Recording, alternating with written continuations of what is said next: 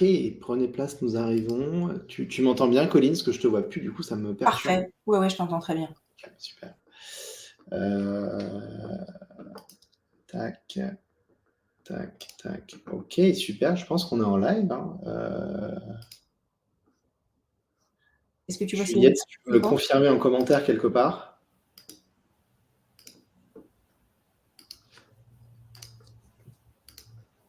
Ok, écoutez, bienvenue à tous.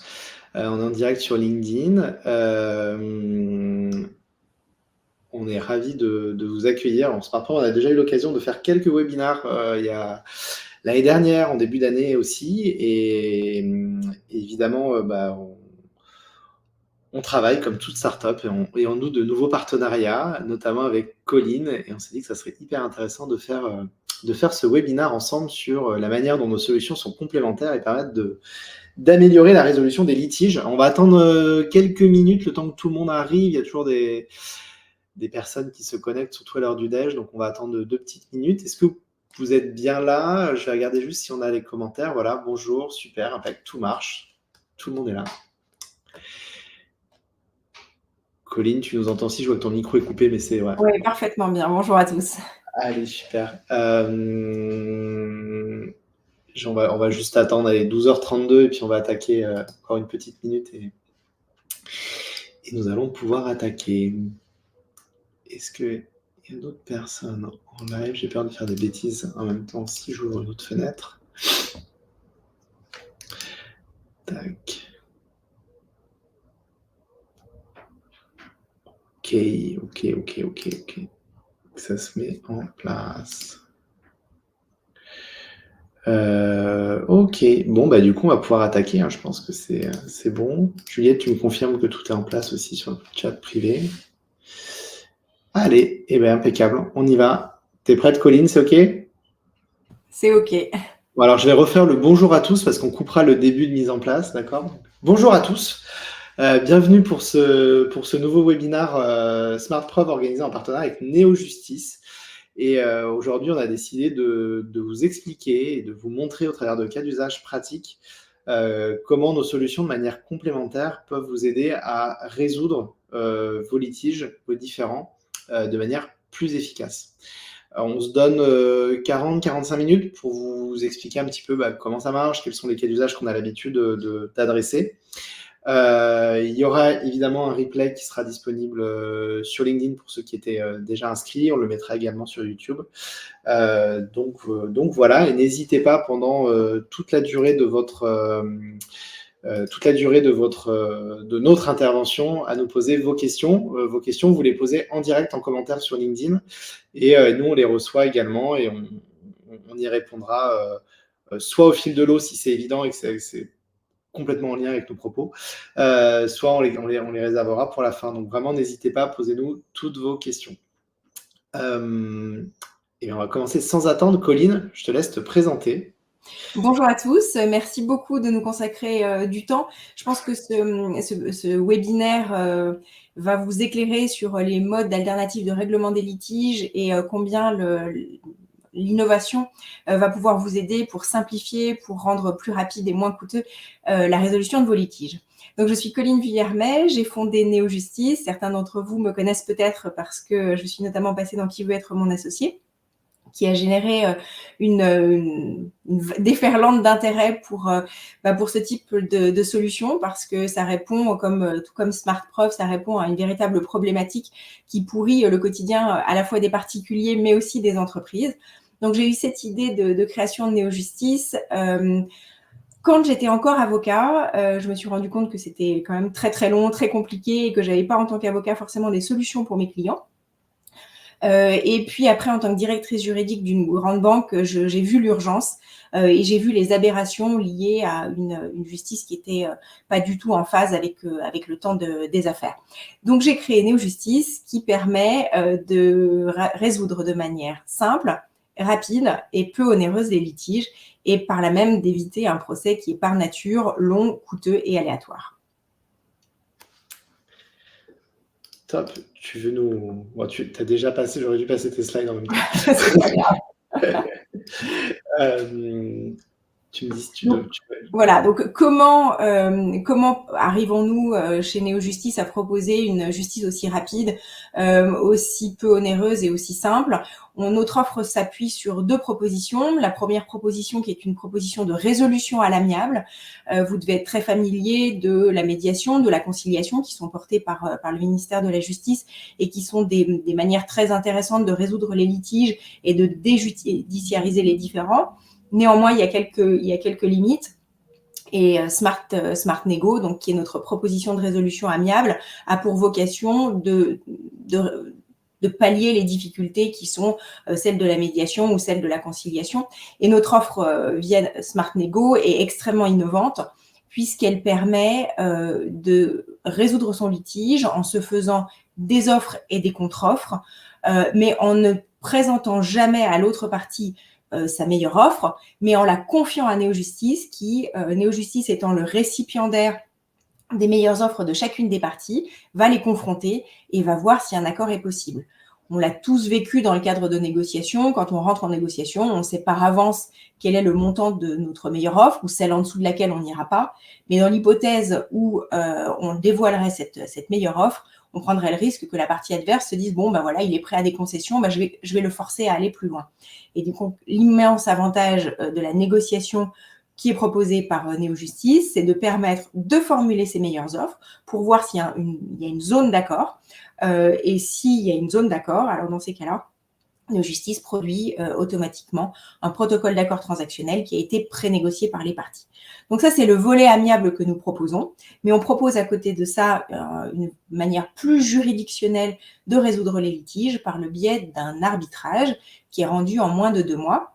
Donc pour ceux qui sont moins familiers avec ce qu'est l'arbitrage, en fait, c'est une décision qui a la même valeur qu'une décision de justice. En réalité, c'est un jugement privé qui est rendu.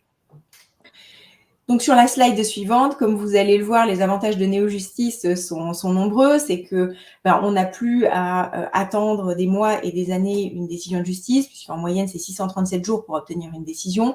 Chez Néo-Justice, c'est en quelques heures et au maximum en 2 mois, puisque si on décide de demander un arbitrage, alors il sera rendu en moins de 2 mois. C'est une offre qui est très accessible, puisque là où la justice peut être coûteuse, liée aux auxiliaires de justice qu'il faut prendre et puis au temps que l'on perd. Chez Néo-Justice, les procédures sont à partir de 99 €. Notre offre se veut volontairement accessible à tous. Et puis, Néo-Justice gère la procédure, on fournit un avocat aux parties et on évite tout le stress lié à la comparution devant un tribunal ou tout le stress lié à la confrontation avec la partie adverse qui, dans beaucoup de cas, nous devient très, très désagréable et à laquelle on n'a pas envie d'être confronté. Top, merci beaucoup Colline. Du coup, je me présente également. Donc Alexis Lebord, je suis le cofondateur de SmartProv.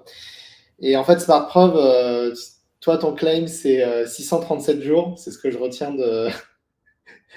Pas que, mais c'est une bonne. Non, c'est pas que je retiens, mais c'est l'accroche, quoi. Tu vois, c'est le truc dont on se souvient, c'est ce 637 jours. On se dit, mais c'est long, 637 jours. Et quand en plus, on a déjà vécu un différend et qu'on sait à quel point c'est une source de charge mentale, de stress, d'angoisse. 637 jours dans cette situation-là, en attendant une décision, en passant par toutes les phases de l'ascenseur émotionnel, c'est épuisant, quoi. Et on a envie de s'en dépêtrer. Et donc, du coup, la promesse de SmartProv, il y a des points communs. Il y a quand même cette dimension d'être plus tranquille, d'aller plus vite. Nous, ça part d'un adage en droit. Cet adage, beaucoup me disent, en fait, tu enfonces une porte ouverte quand tu dis ça. Oui, mais c'est important de le rappeler. Si tu n'as pas de preuves à ta disposition fiable, tu ne peux pas faire valoir tes droits. C'est-à-dire que dès lors que tu revendiques un droit, évidemment, il faut pouvoir être capable de démontrer le préjudice auquel tu as été exposé ou que tu as subi. Donc ça, c'est fondamental et c'est en fait vraiment l'ADN au début de SmartProv avec aujourd'hui une vocation qui est de se dire, moi, ce que j'ai envie, c'est que la preuve qui va avoir une valeur probante renforcée devant les tribunaux, ça doit être une commodité. Ça ne doit pas être réservé à des professionnels du droit, à des gens qui sont experts ou qui sont informés de ces sujets. Et en plus, beaucoup de citoyens, beaucoup d'entrepreneurs se disent, mais en fait, je m'en fiche, j'ai pas besoin de preuves, j'ai pris une photo avec mon téléphone portable. Ou ah, j'aurais eu besoin d'avoir une preuve, mais j'ai pas su qui appeler, si c'était mon avocat, si c'était mon notaire. En fait, non, parfois. Et souvent, c'est le commissaire de justice ou en fait un expert. Donc, du coup, il n'y a pas soit les bons réflexes, soit il y a des réflexes qui sont mauvais. Et en fait, aujourd'hui, par exemple, prendre une preuve avec son téléphone portable, enfin, prendre une photo avec son téléphone portable, c'est une preuve, mais en fait, c'est une preuve qui va avoir un haut degré de contestabilité. Parce qu'en fait, une photo aujourd'hui, qui va être stockée sur la pellicule de votre téléphone portable, elle a pu être modifiée, le redatage a pu être modifié, la géoloc, ce qu'on appelle des fichiers EXIF en fait, qui sont derrière la photo, tout ça peut être modifié. Si vous ajoutez à ça que, avec les intelligences artificielles génératives, on en parlait juste avant d'ailleurs, Colline, tu me disais, mais tiens, telle image, tu pourrais tout à fait, si elle n'est pas libre de droit, la passer à ChatGPT et que la reformate de manière semblable, même parfois mieux, et il n'y a plus de problème de droit dessus. En fait, on se rend bien compte que voilà, les IA génératives aujourd'hui, gratuitement ou quasiment gratuitement, on arrive à avoir à créer des faux extrêmement facilement, ce qui pose quand même pas mal de difficultés et rend les preuves qu'on collecte par nous-mêmes avec son téléphone portable et l'appareil photo simple de son téléphone portable très discutable. Donc nous, on répond à ça. Et en fait, SmartPreuve, c'est une solution qui va vous permettre de créer par un canal sécurisé. Donc vous allez sur smartpreuve.com, vous créez un compte, où vous avez une fonctionnalité de dépôt d'urgence, vous mettez juste votre mail et à ce moment-là, ça ouvre l'appareil photo de votre téléphone portable. Vous allez accepter évidemment le partage et l'accès à l'appareil photo. Vous êtes géolocalisé, vous allez prendre vos photos. Nous, on va ancrer sur la blockchain chacun des fichiers que vous allez générer. Et cet ancrage permet deux choses. Ça permet de garantir l'horodatage et ça permet aussi de garantir l'intégrité du fichier dans le temps, parce que le fichier que vous avez collecté, vous allez le retrouver ensuite sur votre espace SmartPreuve.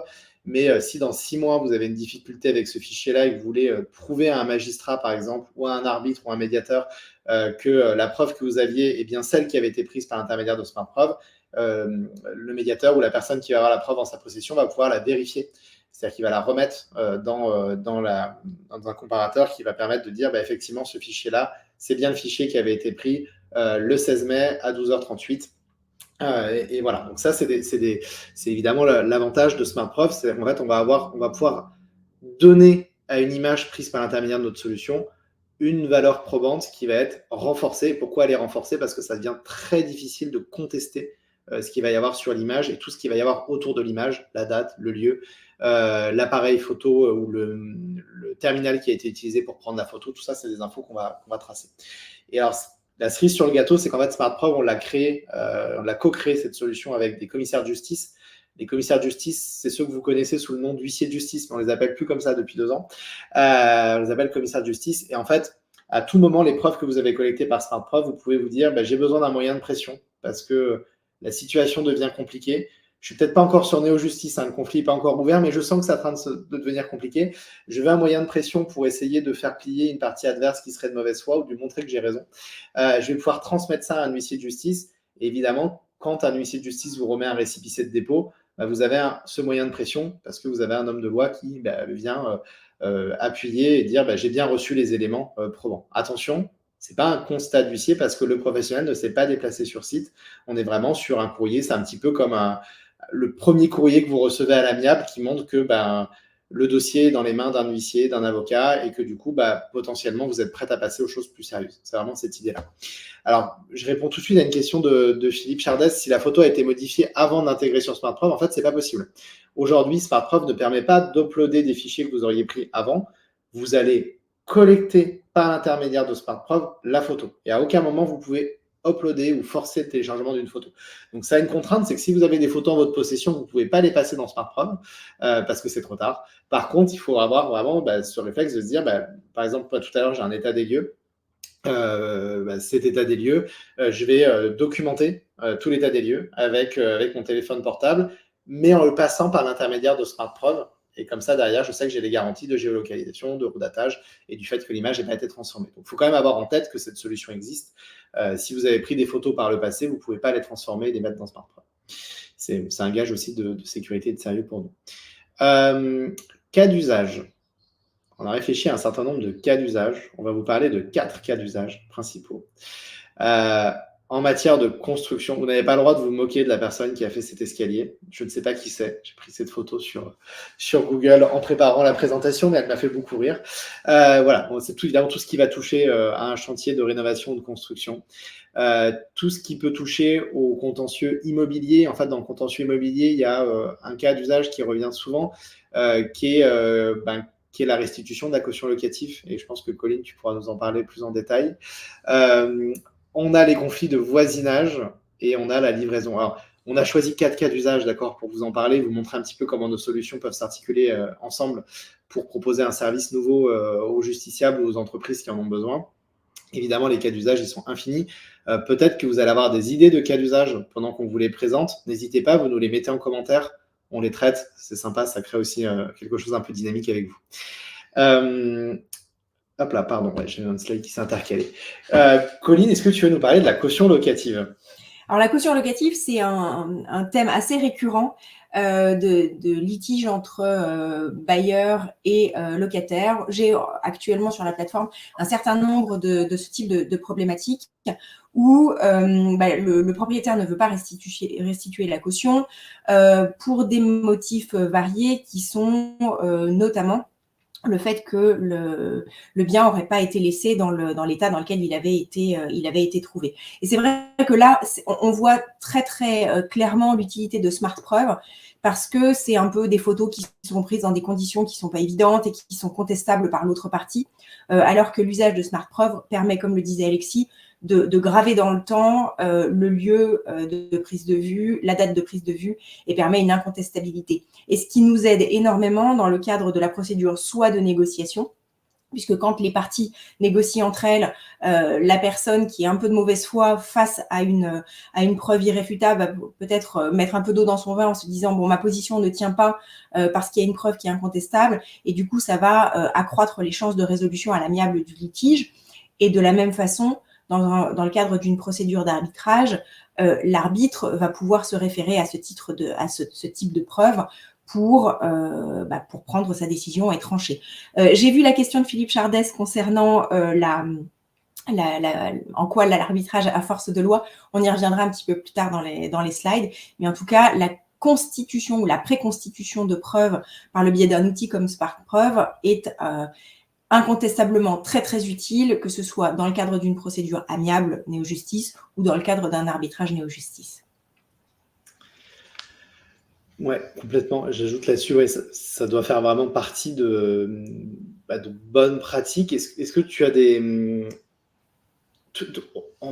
par rapport à la caution locative en tant que telle, est-ce que ça peut s'intégrer, par exemple, partiellement dans des process? Enfin, tu vois, je ne peux pas spoiler la suite, ce qu'on va dire, notamment sur la partie plus juridique, mais je pense que ça peut être intéressant d'en parler maintenant, et je crois que tu as travaillé aussi sur ce cas d'usage-là. Oui, exactement. Donc, on y fait allusion rapidement là, puisqu'on y reviendra un petit peu plus tard, mais dans tous les exemples qu'on va vous montrer, ce sont des litiges qui proviennent d'un différent contractuel. Il y a un support contractuel à l'origine, que ce soit un contrat de bail ou un contrat lié à la réalisation de prestations de travaux. Et il est toujours très utile, que ce soit du côté du propriétaire ou du côté du locataire, de prévoir une double clause, la clause néo-justice, en disant si jamais il y a un litige entre le propriétaire et moi ou entre le locataire et moi, je souhaite que l'on ait recours à néo-justice pour trouver une solution qui soit au moins rapide, très simple et peu onéreuse. Donc, l'insertion de cette clause dans le bail ou dans le contrat assure une certaine prévisibilité et enlève de la charge mentale pour les deux parties. Et on peut compléter cette clause néo-justice par une clause Smart Preuve en disant que les preuves seront collectées par le biais de cet outil. Souvent, quand on parle d'état des lieux aussi, c'est un cas d'usage sur lequel on avait travaillé avec un partenaire sur des studios, par exemple, des locations étudiantes ou ce genre de choses-là, où en fait, souvent, on est sur un studio avec des tout petits loyers, donc on est sur une recherche vraiment d'économie.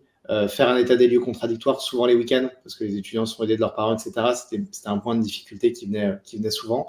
Et en fait, on avait travaillé sur ce cas d'usage-là qui consistait à se dire, en fait, on va avoir un contradictoire en décalé, c'est-à-dire qu'on va inviter l'étudiant à prendre des photos du lit, de la plaque de cuisson, etc., enfin de certains éléments très précis. Au moment où il quitte les lieux le samedi, le lundi matin, le gardien de l'immeuble vient, il repasse, il prend les mêmes photos.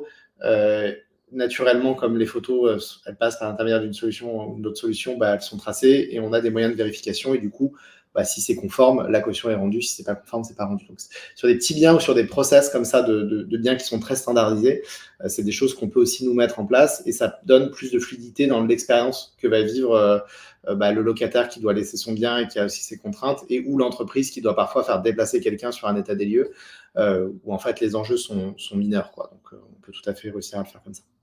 Oui, on a récemment eu le cas sur Néo-Justice de quelqu'un qui quittait son logement et qui devait partir à l'étranger, qui a dû partir au débeauté à l'étranger, et ça posait d'énormes problèmes. Aujourd'hui, il y a une contestation quant à l'état dans lequel le logement a été laissé, puisque le locataire dit écoutez, regardez, moi j'ai des photos qui montrent que j'ai laissé en parfait état, et le propriétaire conteste en disant écoutez, regardez les photos que moi j'ai et ça n'a rien à voir.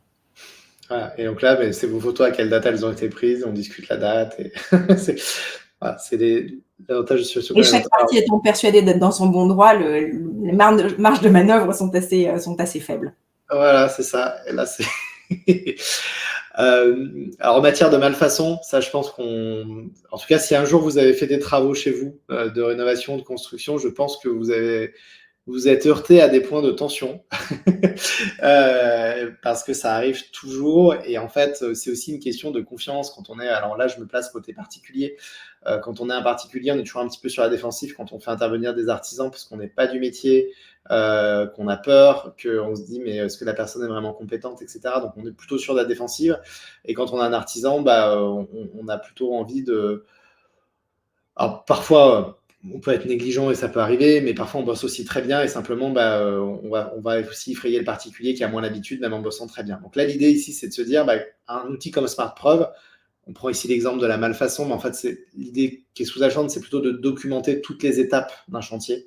Et un outil comme SmartPreuve va permettre de documenter toutes les étapes d'un chantier. Donc si je suis une entreprise artisan, par exemple, je vais pouvoir à toutes les étapes du chantier documenter. Je suis intervenu telle date ou je n'ai pas pu intervenir telle date parce que le plaquiste n'avait pas fini son travail et je suis un peintre et je dois intervenir après. Je peux pas faire parce que voilà. Et si le retard prend du chantier, c'est pas de mon fait. J'ai fait telle et telle étape dans les règles de l'art. Je vais pouvoir démontrer que je les ai fait dans les règles de l'art à chaque étape.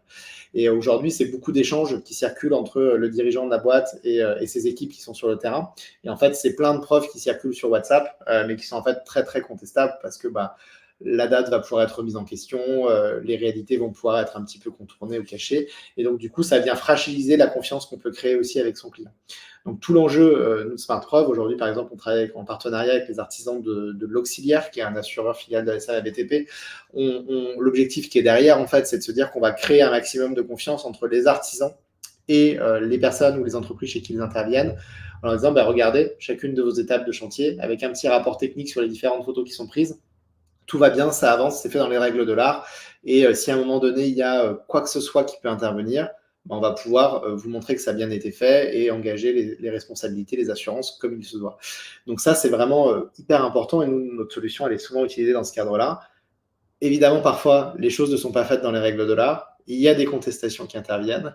Donc là, Colline, c'est ta partie avec Néo-Justice, puisque voilà. Oui, on a énormément de cas de malfaçon aussi, de terrasses mal réalisées, de surélévations qui tiennent pas, etc. Et le corollaire de tout ça, c'est souvent des impayés pour les entreprises qui sont fondées ou qui ne sont pas fondées. Et la trésorerie des entreprises étant ce qu'elle est, c'est pas toujours évident pour elles d'attendre un paiement qui pourrait intervenir à un moment où peut-être que l'entreprise aurait déjà dû être en redressement judiciaire ou carrément en liquidation. Donc l'utilité de la constitution des preuves, comme pour la caution tout à l'heure, l'utilité de la préconstitution de preuves et l'utilité ajoutée à l'utilité d'une procédure qui est extrêmement rapide permet la sérénité, la confiance, tant pour le client qui peut tout à fait à bon droit ne pas être content du travail qui a été livré, ou de l'entreprise, de l'artisan qui peut avoir très bien travaillé et se retrouver face à un client qui est de mauvaise foi. Et j'en profite, Colline, parce qu'en fait, je m'aperçois qu'il y a un décalage de synchro et on a pas mal de questions, mais sur le chat directement sur LinkedIn, mais qui n'arrivent pas dans l'outil. Et il y en a notamment une, je les prends là, ne va pas sur LinkedIn, t'inquiète, je te l'ai dit. Il y en a une, c'est par exemple, comment faire en sorte que les parties acceptent de vous soumettre leur meilleure offre? Est-ce que vous jouez le rôle de l'expert? Tu as déjà un peu répondu partiellement à cette question, mais je te la repose là. Alors, ça, c'est une question extrêmement importante et ça, c'est vraiment le cœur du réacteur de Néo-Justice. Donc, merci d'avoir posé cette question parce que ça permet de clarifier. L'idée, c'est que Néo-Justice est un tiers totalement neutre puisque chacune des parties va confier sa meilleure offre. On va prendre un exemple concret. Vous avez fait faire, je ne sais quoi, une terrasse. La terrasse n'est pas très bien faite parce que les angles ne sont pas parfaitement comme ils devraient être. Et vous vous dites, moi, j'ai pas envie de revoir cet artisan sur mon chantier. L'été arrive, j'ai pas envie que ça traîne et ne pas pouvoir profiter de cette terrasse. Donc, j'accepte le principe d'une indemnisation. Donc, admettons que je sois prête à être dédommagée à hauteur de 3 000 euros pour ce préjudice que j'ai supporté. Si vous dites à l'artisan, je suis prêt à accepter 3 000, il va voir que vous êtes pressé et il va se dire, si elle me propose 3 000, c'est qu'elle est vraisemblablement prête à compromettre à 2 000. Donc, il n'y a pas de fluidité dans les échanges de propositions parce qu'on n'a aucun intérêt à la transparence. Donc, l'idée, c'est que ce 3 000, moi, je vais le confier à Néo-Justice. Donc, on va le mettre dans une case. C'est totalement automatisé. Personne chez Néo-Justice n'a accès à ce chiffre. Et c'est quand les deux parties auront fait leur offre que l'outil automatique, l'algorithme en réalité, de Néo-Justice va faire le rapprochement des offres et va voir quelle est la meilleure offre acceptable pour chacune des parties et va déterminer ce montant qui va s'imposer aux parties. J'espère que c'est plus clair. Ouais, c'est top. Moi, j'ai également eu la question de quelle est la force probante de SmartProv. On a une slide à la fin là-dessus, je vais y revenir à la fin. Donc restez bien connectés, vous allez avoir la réponse. Colline, est-ce qu'il faut prévoir que les arbitres décideront en droit uniquement et non en équité? Y a-t-il un règlement de Néo-Justice? Bien sûr, on a un règlement de négociation et d'arbitrage qui prévoit dans les moindres détails le déroulement de la procédure et les arbitrages que nous rendons sont des arbitrages en équité. Top. Je vous propose de passer sur le cas d'usage suivant. Le fameux conflit de voisinage. Alors là, nous, on a eu des trucs avec SmartProv. On ne devrait pas rire parce que c'est généralement assez dramatique. Non, nous, alors, notre première cliente avait un problème d'un voisin qui stationnait systématiquement sa voiture dans le chemin qui lui permettait de sortir de chez elle. Sauf qu'elle allait travailler tôt le matin ou tard le soir, et du coup, une fois sur deux, elle ne pouvait pas aller au travail. Donc, quand même lourd en conséquences. Et donc, du coup, typiquement, nous, sur SmartProv, c'est des cas d'usage qui sont les plus pertinents parce qu'on est sur des situations qui sont éphémères, qui sont dures à collecter, qui sont très dures à prouver parce qu'on est toujours sur du parole contre parole. En plus, il suffit que le voisin s'entende bien avec notre voisin. Il y a des témoignages de complaisance, potentiellement des moyens de pression aussi. On va se sentir en insécurité et ainsi de suite. Et voilà. J'ai mis ce monsieur derrière sa haie parce qu'un jour, on a eu un cas complètement dingue où le voisin en question était en fait probablement un peu pervers et était tout nu sur son escabeau et épiait la voisine qui devait se faire bronzer. Et en fait, la voisine avait réussi à trouver le moyen de le prendre en photo derrière la haie. Alors après, il y a les questions de vie privée, est-ce que je peux prendre la photo ou pas? Aujourd'hui, nous, on ne traite pas de ces questions-là. On vous donne un outil de force probante. Si la preuve a été collectée de manière non conforme aux règles fondamentales de la preuve et notamment le respect de la vie privée, peut-être que la preuve ne sera pas recevable. En tout cas, voilà. Et on a vu cette utilisatrice qui nous avait appelé, qui nous avait parlé de sa situation. Et voilà. Bon, parfois, on a des trucs assez dingues qui se passent en termes de conflit de voisinage. Je vous passe du chien qui aboie la nuit, du voisin qui vous met son barbecue au ras de votre cuisine et vous avez toutes les fumées qui vous reviennent, et ainsi de suite. C'est des trucs très, très, très fréquents qui génèrent quand même des tensions, du stress, de l'agacement, parfois un sentiment aussi d'insécurité. Et donc là-dessus, effectivement, collecter des preuves au fil de l'eau, c'est essentiel. Aujourd'hui, par exemple, on travaille beaucoup, nous, avec les protections juridiques sur des enjeux de voisinage.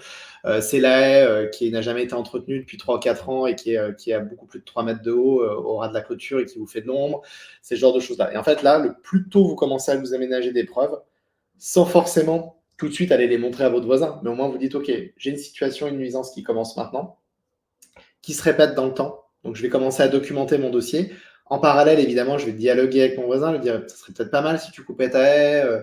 Voilà, bon, parfois le taux va monter ou pas. Et en fonction de la façon dont les choses évoluent, au moins vous avez commencé à collecter des preuves dès le début. vous les avez en cours de dossier, vous êtes en position de force pour obtenir vos droits et faire bouger les lignes quand ça sera nécessaire, si on doit en aller jusque-là. Là-dessus, toi, Colline, tu as des situations de conflit de voisinage. Comment ça se passe sur Néo-Justice? Oui, on en a eu pas mal. Alors, c'est vrai que la négociation se prête pas tellement à ce type de litige parce que la négociation, il faut qu'il y ait un montant d'indemnisation. C'est là où notre outil est vraiment puissant.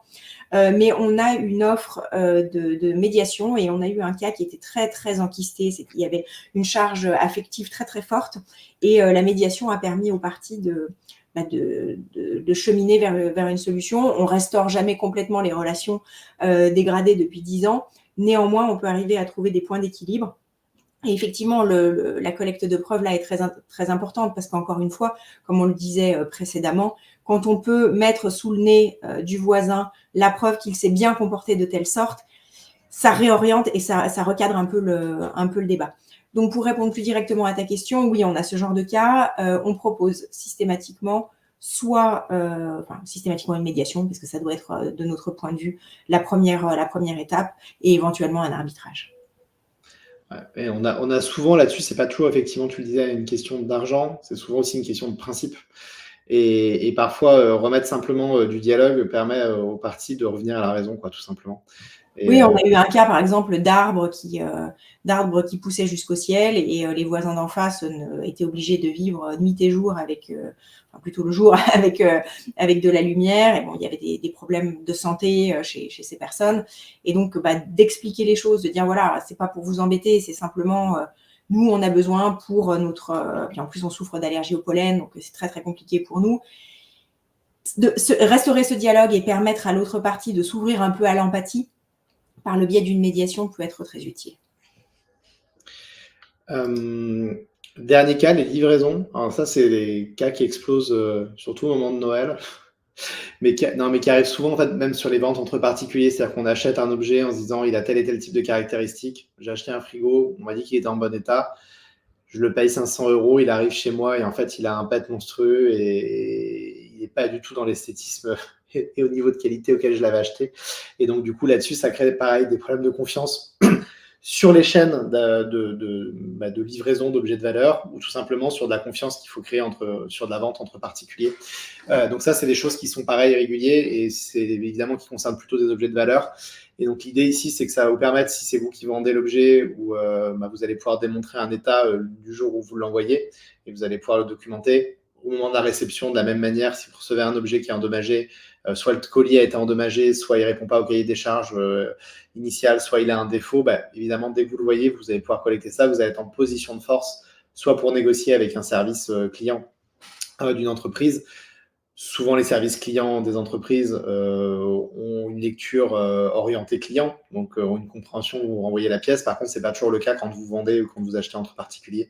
Et effectivement, là-dessus, il y a des choses à faire qui sont intéressantes. Et le deuxième point, plus s'il y a des entrepreneurs ou des dirigeants d'entreprises qui travaillent dans des entreprises de logistique, ça permet d'identifier de manière assez précise à quel moment il y a eu un manquement de responsabilité ou à quel moment le sinistre est venu. Et souvent, dans le cadre de la livraison, je sais pas, le colis était déjà abîmé au moment où je l'ai mis dans ma camionnette, donc c'est pas de ma faute.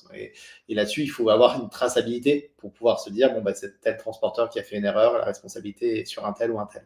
Et ça évite, parce que souvent en matière de livraison, la question c'est sur qui pèse la responsabilité, tout le monde se renvoie la balle. Là, ça permet potentiellement, si vous créez de la traçabilité avec des photos qui vont être incontestables, vous allez pouvoir vous retourner vers les bonnes personnes, négocier avec les bonnes personnes ensuite avec Néo-Justice. Et de la même manière, l'objectif est toujours le même. Si y a une évidence que le colis a été abîmé quand c'était telle personne qui l'avait entre ses mains, sa responsabilité va être jouée et puis il y aura un terrain qui va être trouvé plus facilement.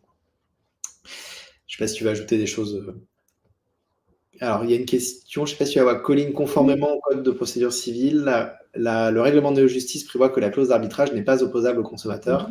Cette exclusion ne devrait donc valoir que pour des contrats de consommation au sens du code éponyme. Dans ce cas, quelle sera la situation du non professionnel au sens du même code?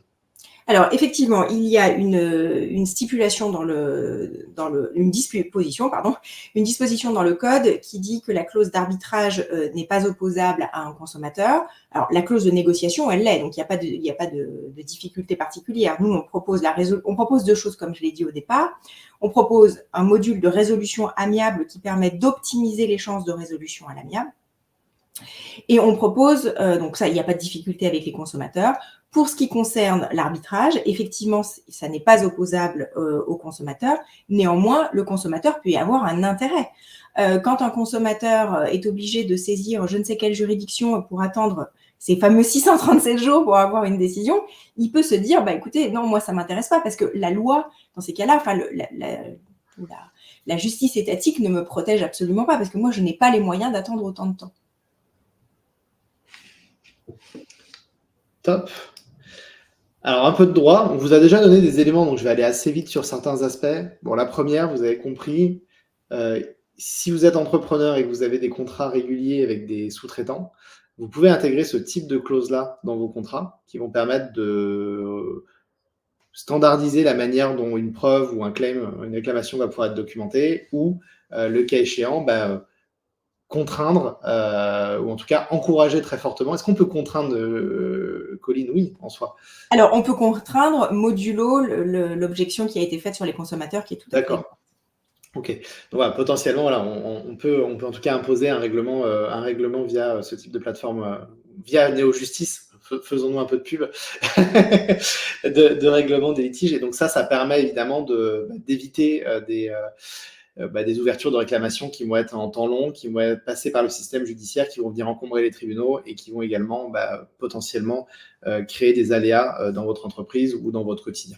Et qui ont un coût majeur pour les entreprises, parce que le coût, on pense souvent au coût direct d'un litige, mais le coût indirect, il est majeur aussi, parce que quand vous avez des équipes qui sont mobilisées pour travailler à plusieurs reprises, parce que quand un litige s'étend sur des mois et des années, il se peut que déjà le collaborateur, si c'est toujours le même, ait oublié certains points de détail et soit obligé de revenir sur le dossier, donc ce qui prend énormément de temps. Si le collaborateur s'en va, le dossier est confié à quelqu'un d'autre, il y a tout l'apprentissage de ce litige.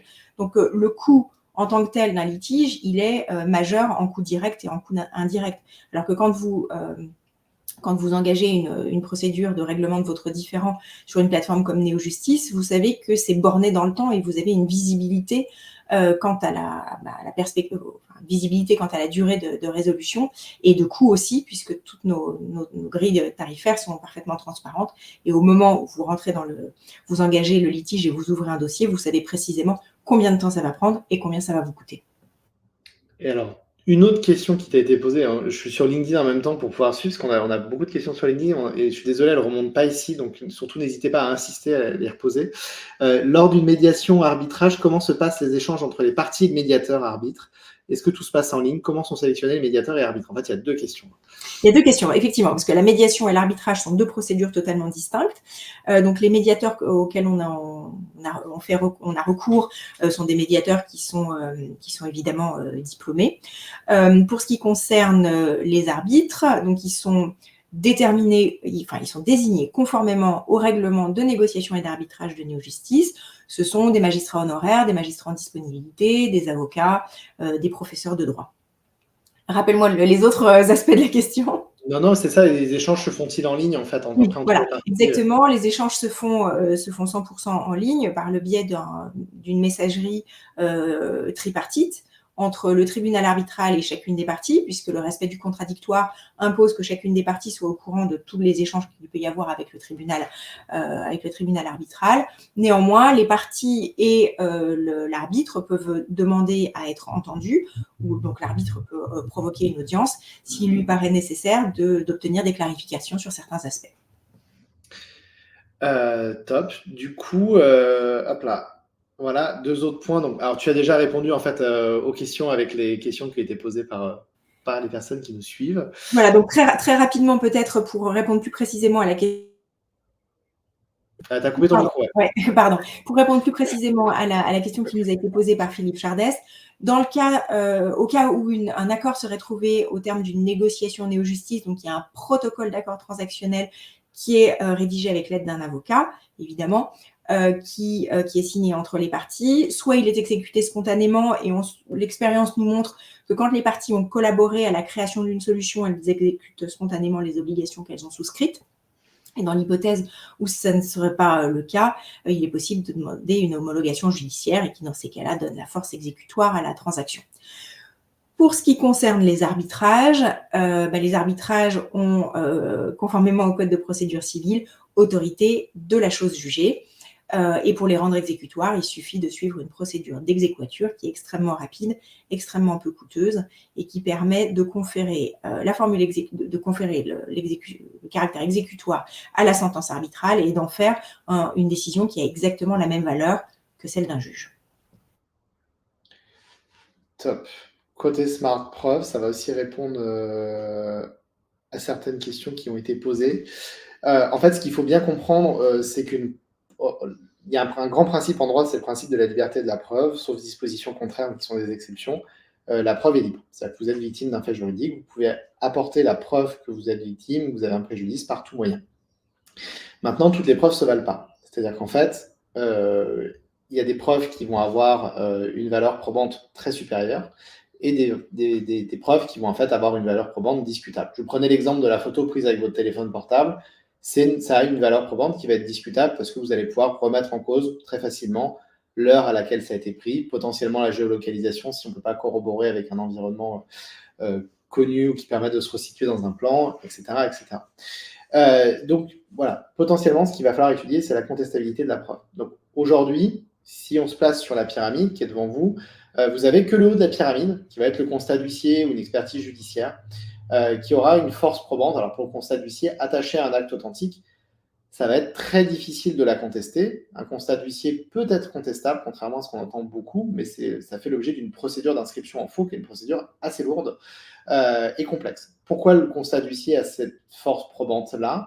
Bien simplement parce qu'aujourd'hui, quand vous êtes un huissier de justice, un commissaire de justice et que vous vous déplacez sur les lieux d'un sinistre et que vous devez opérer un certain nombre de constatations, vous êtes un officier public ministériel, vous êtes assermenté par l'État et vous allez noter de manière objective tout ce que vous allez voir sur site et vous allez le consigner dans un procès verbal. Ce n'est pas pour autant que ça ne sera pas contestable. S'il y a certains aspects que vous n'avez pas notés dans votre procès verbal, si vous l'avez mal rédigé ou pour plein de raisons, une partie adverse pourrait tout à fait le faire passer en inscription en faux. C'est rare et c'est difficile. Donc vous êtes très protégé avec un constat d'huissier. Maintenant, une simple photo avec votre téléphone portable, potentiellement, et ça va être de plus en plus le cas avec les IA génératives, la photo sera systématiquement rejetée, il y aura un doute, il y aura potentiellement, elle pourra faire l'objet d'une contestation et d'une discussion. Donc c'est le genre de preuve qu'il va falloir éviter de plus en plus dans vos dossiers. Et en fait, nous, ce qu'on essaie de créer avec Smart Preuve, c'est vraiment de créer cette brique intermédiaire qui va apporter une force probante renforcée aux fichiers photos, vidéos qui sont collectés par l'intermédiaire de notre solution. Et comment ? En fait, c'est ce que je vous expliquais au début, on garantit que l'image est collectée par l'intermédiaire de Smart Preuve, donc elle n'a pas été transformée.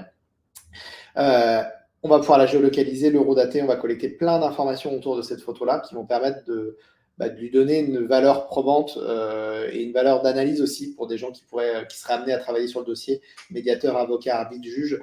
Ça va leur permettre de se faire une idée, de se former ce qu'on appelle l'intime conviction pour un juge au regard des éléments qui lui sont formés. Et surtout, toutes ces caractéristiques techniques vont rendre la preuve, photo ou vidéo qui est passée par l'intermédiaire de Smart Preuve, très difficilement contestable.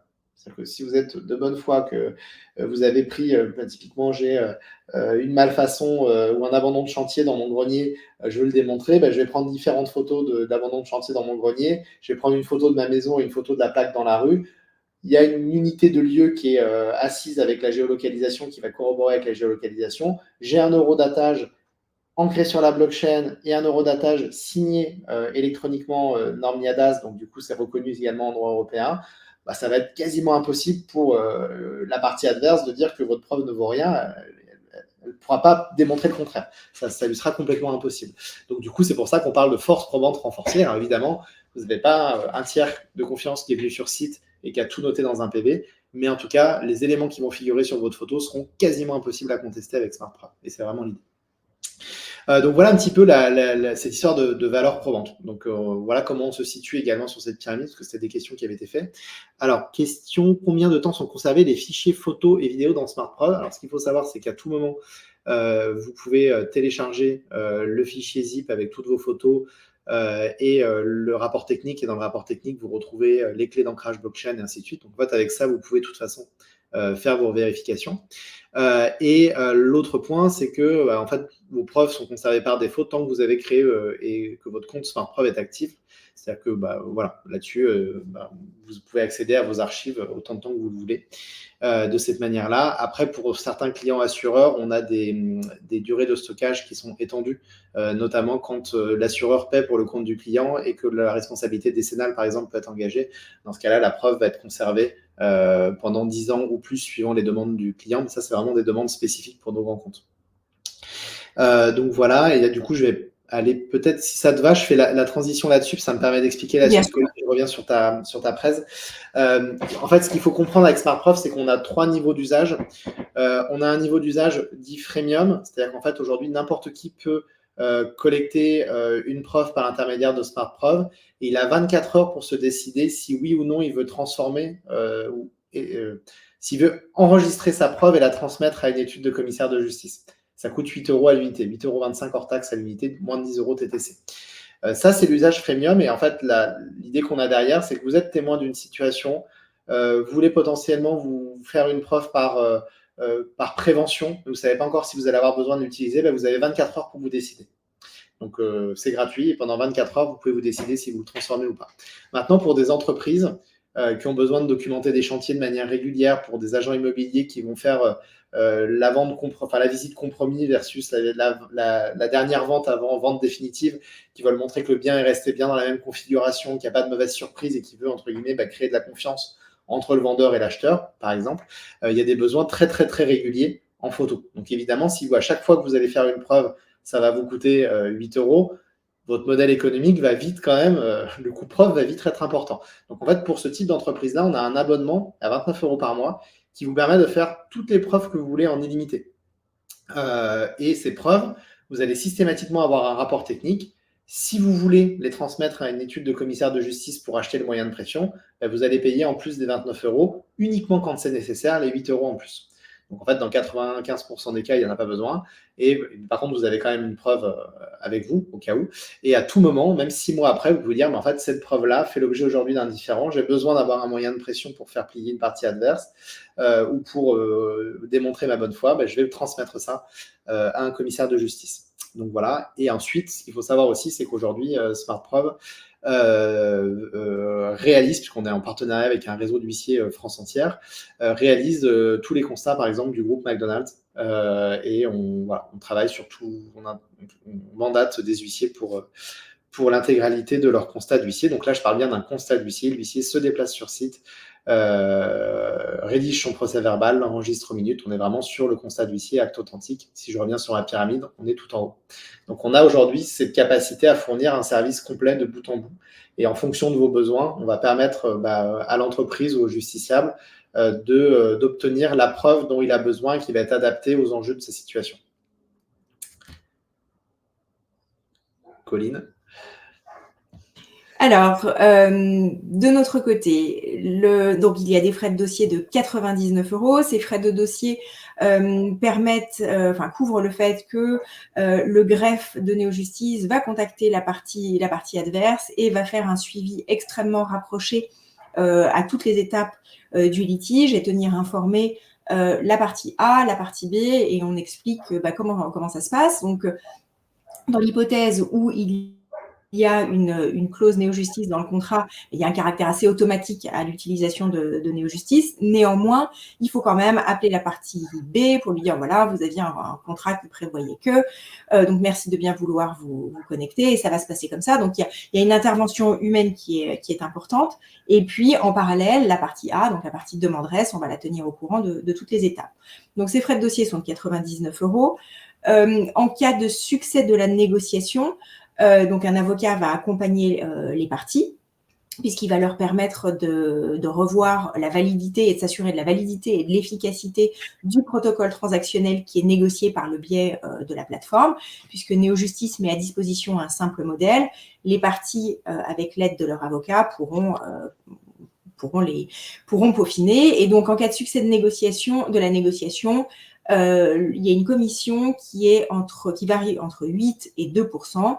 8% étant pour les litiges inférieurs à 2 500 € et 2% étant pour les litiges supérieurs à 100 000 €. Donc, entre les deux, il y a 8, 7, 6 et vous retrouverez le détail de nos tarifs sur le site internet. Et enfin, en cas d'arbitrage, nos procédures d'arbitrage débutent à partir de 399 €, ce qui est un prix extrêmement abordable et qui peut aller jusqu'à un petit peu moins de 12 000 € pour les litiges les plus importants.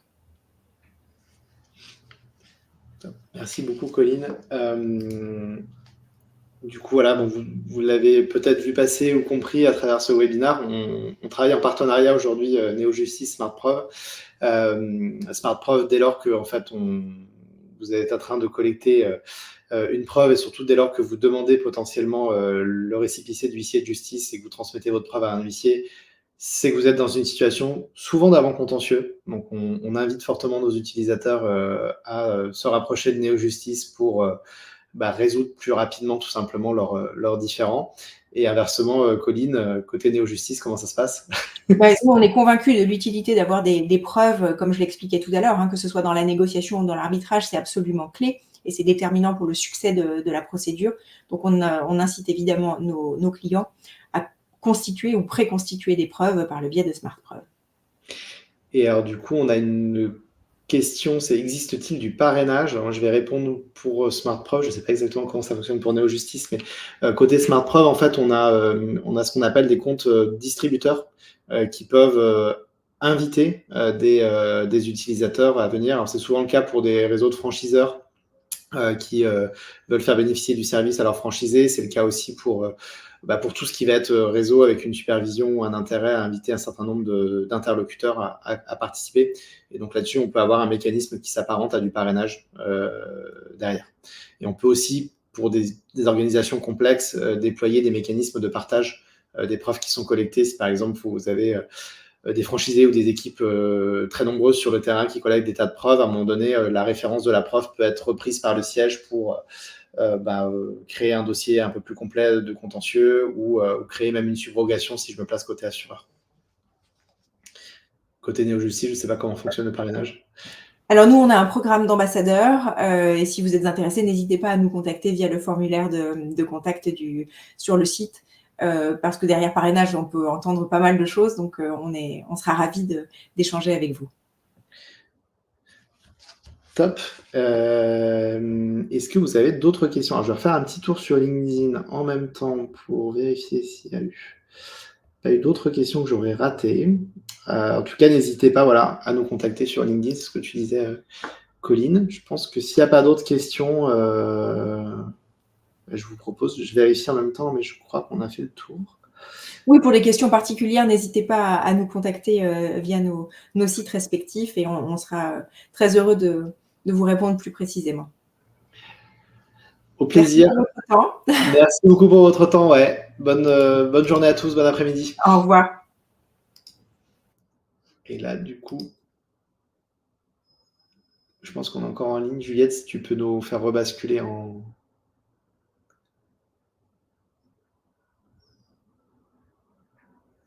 pas en ligne. De toute façon, pire, ça, on peut partir normalement. Et, Je vais sortir du studio si ça te va. Ouais, vas-y, tu peux sortir. Je vais juste rester comme mes remarques, ceci, je suis pas. Je vais pouvoir partir aussi.